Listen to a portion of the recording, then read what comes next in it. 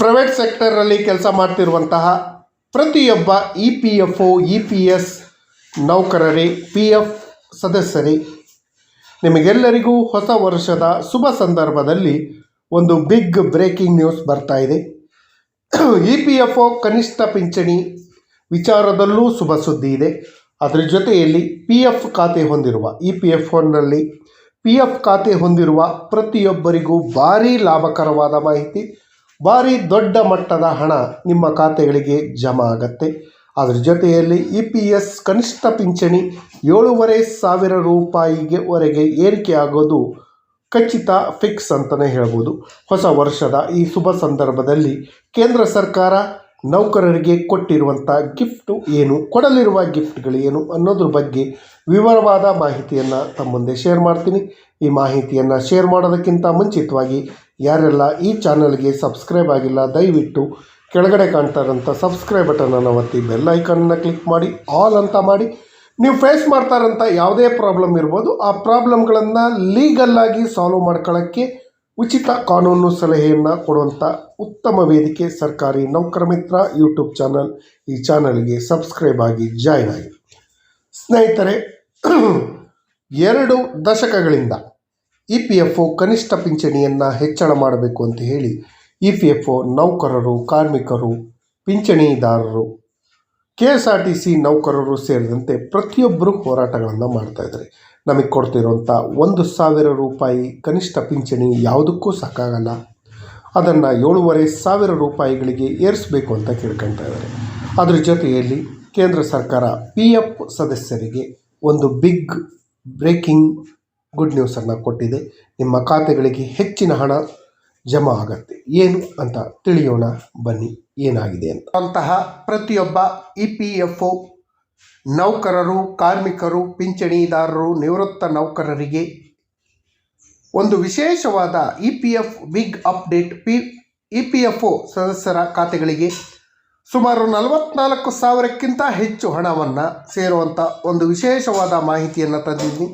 ಹೊಸ ವರ್ಷದ ಈ ಶುಭ ಸಂದರ್ಭದಲ್ಲಿ ಉದ್ಯೋಗಿಗಳ ಭವಿಷ್ಯ ನಿಧಿ ಸಂಸ್ಥೆ EPFO PF ಖಾತೆ ಹೊಂದಿರುವ ಸದಸ್ಯರಿಗೆ ಈ ಸಲ ಹೆಚ್ಚಿನ ಪ್ರಮಾಣದ ವಾರ್ಷಿಕ ಬಡ್ಡಿ ನೀಡುವ ಸಾಧ್ಯತೆಗಳು ಗೋಚರಿಸ್ತಾ ಇದೆ.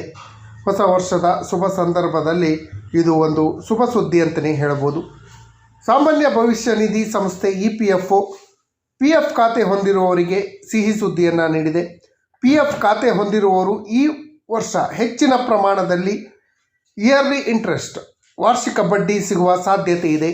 ಎಷ್ಟು ಅಂದರೆ ಸುಮಾರು 8.75% ದೊಡ್ಡ ಪ್ರಮಾಣದ ವಾರ್ಷಿಕ ಬಡ್ಡಿ ಸಿಗತ್ತೆ. ಬಡ್ಡಿ ಹೆಚ್ಚಳದಿಂದಾಗಿ ತಮ್ಮ ಖಾತೆಯಲ್ಲಿರುವಂಥ ಹಣಕ್ಕೆ ಹೆಚ್ಚಿನ ಬಡ್ಡಿ ಸಿಗತ್ತೆ. ತಮ್ಮ PF ಖಾತೆಯಲ್ಲಿ ನಿಮಗೊಂದು ಉದಾಹರಣೆ ಹೇಳ್ಬೇಕಂದ್ರೆ, PF ಖಾತೆಯಲ್ಲಿ ಒಂದು 5 ಲಕ್ಷ ರೂಪಾಯಿ ದುಡ್ಡು ನಿಮ್ಮಲ್ಲಿ ಡಿಪಾಸಿಟ್ ಇದೆ ಅಂದರೆ ಅದಕ್ಕೆ ವರ್ಷಕ್ಕೆ ಸುಮಾರು 44,000 ರೂಪಾಯಿಯಷ್ಟು ಬಡ್ಡಿಯನ್ನು ಪಡ್ಕೊಳ್ಳೋಕ್ಕೆ ಅವಕಾಶ ಇದೆ. 8.75% ಬಡ್ಡಿ ದರವನ್ನು ಘೋಷಣೆ ಮಾಡಿರೋದ್ರಿಂದ. ಅದರ ಜೊತೆಯಲ್ಲಿ ಹೆಚ್ಚು ಹಣ ಇದ್ದಲ್ಲಿ, 5 ಲಕ್ಷಕ್ಕಿಂತ ಹೆಚ್ಚಿಗೆ ಹಣ ಏನಾದರೂ ಇದ್ದರೆ ಇನ್ನೂ ಹೆಚ್ಚಿನ ಬಡ್ಡಿಯನ್ನು ಪಡ್ಕೊಳ್ಳೋಕ್ಕೆ ಅವಕಾಶ ಇದೆ. ಕನಿಷ್ಠ 5 ಲಕ್ಷ 5 ಲ್ಯಾಕ್ಸ್ ನಿಮ್ಮ ಡಿಪಾಸಿಟ್ ಇದ್ದರೆ ಸುಮಾರು 44,000 ರೂಪಾಯಿ ವಾರ್ಷಿಕ ಬಡ್ಡಿ ಸಿಗತ್ತೆ ಅಂತ ಒಂದು ಅಂದಾಜು. ಅದೇ 6 ಲಕ್ಷ ರೂಪಾಯಿ ಏನಾದರೂ ನಿಮ್ಮ ಅಕೌಂಟಲ್ಲಿ ಇದ್ದರೆ 51,000 ರೂಪಾಯಿ ಬಡ್ಡಿ ಸಿಗತ್ತೆ. ಹೀಗೆ ನಿಮ್ಮ ಖಾತೆಯಲ್ಲಿ ಎಷ್ಟು ಹೆಚ್ಚಿಗೆ ಹಣ ಇದೆಯೋ ಅಷ್ಟು ಪ್ರಮಾಣದಲ್ಲಿ ಬಡ್ಡಿ ನಿಮಗೆ ಸಿಗ್ತಾ ಹೋಗುತ್ತೆ. ಹೆಚ್ಚಿನ ಬಡ್ಡಿ ಸಿಗೋದ್ರಿಂದ ನಿವೃತ್ತಿಯ ಉಳಿತಾಯಕ್ಕೆ 16,000 ರೂಪಾಯಿ ಸೇರಿಸಲು ಅನುಕೂಲ ಆಗತ್ತೆ.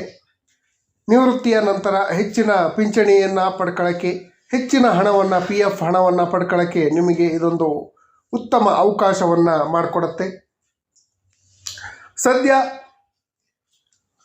ಭವಿಷ್ಯ ನಿಧಿ ಸಂಸ್ಥೆ EPFO ಸರ್ಕಾರದ ಮುಂದೆ ಇಂತಹದೊಂದು ಪ್ರಸ್ತಾವನೆಯನ್ನು ಇಟ್ಟಿದೆ. EPFO ಖಾತೆಯಲ್ಲಿ 8.75% ಬಡ್ಡಿ ನೀಡುವ ಪ್ರಸ್ತಾವನೆಯನ್ನು ಇಟ್ಟಿದೆ ಅಂತ ಹೇಳಿ ತಿಳಿದು ಬಂದಿದೆ. ಸರ್ಕಾರ, ಕೇಂದ್ರ ಸರ್ಕಾರ ಉದ್ಯೋಗಿಗಳ ಭವಿಷ್ಯ ನಿಧಿ EPFO ಸಲ್ಲಿಸಿರುವಂಥ ಪ್ರಸ್ತಾವನೆಯನ್ನು ಅನುಮೋದನೆಯನ್ನಾದರೂ ನೀಡಿದರೆ ಬಳಿಕ ಪರಿಷ್ಕೃತ ಬಡ್ಡಿ ಹಣವನ್ನು ಉದ್ಯೋಗಿಗಳ ಖಾತೆಗಳಿಗೆ ಜಮಾ ಆಗಲಿದೆ. ಜತೆಯಲ್ಲಿ ಬಡ್ಡಿ ಜಮಾ ಆದ ಮೇಲೆ PF ಪಾಸ್ಬುಕ್ನಲ್ಲಿ ಆಟೋಮೆಟಿಕಲಿ ಆಗಿ ನಿಮಗೆ ತೋರಿಸುತ್ತೆ ಎಷ್ಟು ಬಡ್ಡಿ ದರ ಹೆಚ್ಚಳ ಆಗಿದೆ, ಎಷ್ಟು ಬಡ್ಡಿ ಹಣ ನಿಮ್ಮ ಖಾತೆಗಳಿಗೆ ಸೇರಿದೆ ಅನ್ನೋದು ತೋರಿಸುತ್ತೆ. ಅದೇ ರೀತಿ PF ಖಾತೆ ಹೊಂದಿರುವ ಸದಸ್ಯರು ತಮ್ಮ ಯೂನಿವರ್ಸಲ್ ಅಕೌಂಟ್ ನಂಬರ್ UAN ಬಳಸಿಕೊಂಡು ಉಮಂಗ್ ಅಪ್ಲಿಕೇಶನ್ ಮೂಲಕ EPFO ಸದಸ್ಯರ ಪೋರ್ಟಲ್ಗಳ ಮೂಲಕ ತಮ್ಮ ಖಾತೆಯಲ್ಲಿರುವಂಥ ಬ್ಯಾಲೆನ್ಸ್ ಅಮೌಂಟ್ ಹಾಗೂ ಹೊಸದಾಗಿ ಜಮಾ ಆಗಿರುವಂತಹ ಬಡ್ಡಿ ಮೊತ್ತದ ವಿವರಗಳನ್ನು ಚೆಕ್ ಮಾಡಿಕೊಳ್ಳಬಹುದು. ಒಟ್ಟಾರೆಯಾಗಿ ಬಡ್ಡಿ ಮೊತ್ತವು ನಿಮ್ಮ PF ಬ್ಯಾಲೆನ್ಸನ್ನು ಅವಲಂಬಿಸಿದೆ. ನಿಮ್ಮ PF ಬ್ಯಾಲೆನ್ಸು 5 ಲಕ್ಷ ಇದ್ದರೆ ಇಷ್ಟು, 6 ಲಕ್ಷ ಇದ್ದರೆ ಇಷ್ಟು, 10 ಲಕ್ಷ ಇದ್ದರೆ ಇಷ್ಟು ಅಂತ PF ಹಣವನ್ನು ಅವಲಂಬಿಸಿದೆ. ಆದ್ದರಿಂದ ದೀರ್ಘಕಾಲದ ನಿವೃತ್ತಿ ಉಳಿತಾಯದ ಹಣವನ್ನು ಹೆಚ್ಚಿಸಿಕೊಳ್ಳಕ್ಕೆ ಇದು ಅವಕಾಶವನ್ನು ಮಾಡಿಕೊಡುತ್ತೆ. ಹಣ ಮತ್ತು ಬಡ್ಡಿ ಚೆಕ್ ಮಾಡುವ ಪ್ರಕ್ರಿಯೆಯನ್ನು ಹೇಗೆ ಮಾಡೋದು ಅನ್ನೋದ್ರ ಬಗ್ಗೆನೂ ತೋರಿಸ್ತೀನಿ. EPFO ಖಾತೆದಾರರು ಉಮಂಗ್ ಅಪ್ಲಿಕೇಶನ್ ಮೂಲಕ ಲಾಗಿನ್ ಆಗ್ಬೋದು. ನಿಮ್ಮ ಮೊಬೈಲಲ್ಲೇ ಆಗಲಿ ಅಥವಾ ನಿಮ್ಮ ಮನೆಯಲ್ಲಿರುವಂಥ ಕಂಪ್ಯೂಟರ್ನಲ್ಲಿ ಉಮಂಗ್ ಅಪ್ಲಿಕೇಶನ್ ಮೂಲಕ ಲಾಗಿನ್ ಆಗ್ಬೋದು. ಬಳಿಕ EPFO ಸೇವೆಯನ್ನು ಹುಡುಕಿ ಅದನ್ನು ಆಯ್ಕೆ ಮಾಡ್ಕೊಳ್ಬೇಕು. ಅದನ್ನು ಸೆಲೆಕ್ಟ್ ಮಾಡ್ಕೊಂಡು ತಮ್ಮ ಪಾಸ್ಬುಕ್ಕನ್ನು ವೀಕ್ಷಣೆ ಆಯ್ಕೆ ಆದ ಮೇಲೆ ಟ್ಯಾಪ್ ಮಾಡಬೇಕು. ಬಳಿಕ ನಿಗದಿತ ಜಾಗದಲ್ಲಿ UAN ನಮೂದಿಸಬೇಕು. ನಿಮ್ಮ ಮೊಬೈಲ್ ನಂಬರಿಗೆ ಬರುವ OTPಯನ್ನು ನಮೂದಿಸಿ ಅಪ್ಲೋಡ್ ಮಾಡಬೇಕು. ಬಳಿಕ ಪಾಸ್ಬುಕ್ಕನ್ನು ವೀಕ್ಷಿಸಿ ಬ್ಯಾಲೆನ್ಸನ್ನು ಬಡ್ಡಿಯನ್ನು ಚೆಕ್ ಮಾಡ್ಕೊಳ್ಬೋದು. ಇದು ನಿಮ್ಮ ಕೈಯಲ್ಲೇ ಕೂತ್ಕೊಂಡು ನಿಮ್ಮ ಅಕೌಂಟಲ್ಲಿ ಎಷ್ಟು ಅಮೌಂಟ್ ಇದೆ, ಎಷ್ಟು ಬಡ್ಡಿ ಬಂದಿದೆ ಅದನ್ನೆಲ್ಲ ತಿಳ್ಕೊಳ್ಳೋಕ್ಕೆ ಒಂದು ಉತ್ತಮ ಅವಕಾಶ ಇದೆ. ಅದರ ಜೊತೆಯಲ್ಲಿ ನಿವೃತ್ತ ಸರ್ಕಾರಿ ನೌಕರರು ಪಿಂಚಣಿದಾರರಿಗೆ ಯಾವ ರೀತಿ ಸೌಲಭ್ಯಗಳನ್ನು ಕೊಡ್ತಾ ಇದ್ದಾರೋ ಅದೇ ರೀತಿ ಸೌಲಭ್ಯವನ್ನು EPFO EPS ನಿವೃತ್ತ ನೌಕರರು ಪಿಂಚಣಿದಾರರಿಗೂ ಕೂಡ ಸರ್ಕಾರ ಕೊಡುವಂಥ ವ್ಯವಸ್ಥೆಯನ್ನು ಮಾಡಬೇಕು. ಹೊಸ ಹರ್ಷದಲ್ಲಿ 2026ನೇ ಇಸ್ವಿಯಲ್ಲಿ ದೇಶದಲ್ಲಿರುವಂಥ ಸಮಸ್ತ EPS ನೌಕರರು, ಕಾರ್ಮಿಕರು, ಪಿಂಚಣಿದಾರರಿಗೆ, ನಿವೃತ್ತ ನೌಕರರಿಗೆ, KSRTC ನೌಕರರಿಗೆ ಒಳ್ಳೆಯ ನ್ಯೂಸ್ಗಳನ್ನು ಸರ್ಕಾರ ಕೊಡಬೇಕು ಅಂತ ಹೇಳಿ ಕೇಳ್ತೀನಿ. ಅದ್ರ ಜೊತೆಯಲ್ಲಿ ಏನು ಮಿನಿಮಮ್ ಪೆನ್ಷನ್ ಕನಿಷ್ಠ ಪಿಂಚಣಿಯನ್ನು ಬಹುದಿನಗಳ ಬೇಡಿಕೆಯಾದ ಕನಿಷ್ಠ ಪಿಂಚಣಿಯನ್ನು ಈಗಿರುವಂಥ 1,000 ರೂಪಾಯಿಯಿಂದ 7,500 ರೂಪಾಯಿಗಳಿಗೆ ಹೆಚ್ಚಳ ಮಾಡಬೇಕು. ನಿವೃತ್ತ ನೌಕರರು ಪಿಂಚಣಿದಾರರಿಗೆ ಕ್ಯಾಶ್ಲೆಸ್ ಟ್ರೀಟ್ಮೆಂಟ್ ವ್ಯವಸ್ಥೆಯನ್ನು ಜಾರಿ ಮಾಡಬೇಕು. ಅವರ ಆರೋಗ್ಯವನ್ನು ಕಾಪಾಡುವಂಥ ಕೆಲಸ ಹಾಗೂ ಮಿನಿಮಮ್ ಪೆನ್ಷನನ್ನು ಹೆಚ್ಚಳ ಮಾಡಿ ಮಿನಿಮಮ್ ಪೆನ್ಷನ್ನಿಂದಾಗಿ ಅವರು ಗೌರವಯುತವಾಗಿ ಜೀವನ ಮಾಡೋಕ್ಕೆ ಅವಕಾಶವನ್ನು ಮಾಡಿಕೊಡ್ಬೇಕು ಅಂತ ಹೇಳಿ ಮನವಿಯನ್ನು ಕೇಂದ್ರ ಸರ್ಕಾರದಲ್ಲಿ ಮಾಡ್ಕೊಳ್ತಾ 2026ನೇ ಸಾಲಿನಲ್ಲಿ ಖಂಡಿತವಾಗೂ EPFO ನಿವೃತ್ತ ನೌಕರರು, ಪಿಂಚಣಿದಾರರು, ನೌಕರರು, ಕಾರ್ಮಿಕರಿಗೆ ಖಂಡಿತವಾಗಿ ಗುಡ್ ನ್ಯೂಸ್ ಸಿಗತ್ತೆ. ಫೆಬ್ರವರಿ ತಿಂಗಳಲ್ಲಿ ಮಂಡನೆ ಆಗಲಿರುವಂತಹ ಬಜೆಟ್ನಲ್ಲಿ ನಿಮ್ಮ ಕನಿಷ್ಠ ಪಿಂಚಣಿ 7,500 ರೂಪಾಯಿಗಳಿಗೆ ಹೆಚ್ಚಳ ಆಗ್ಬೋದು.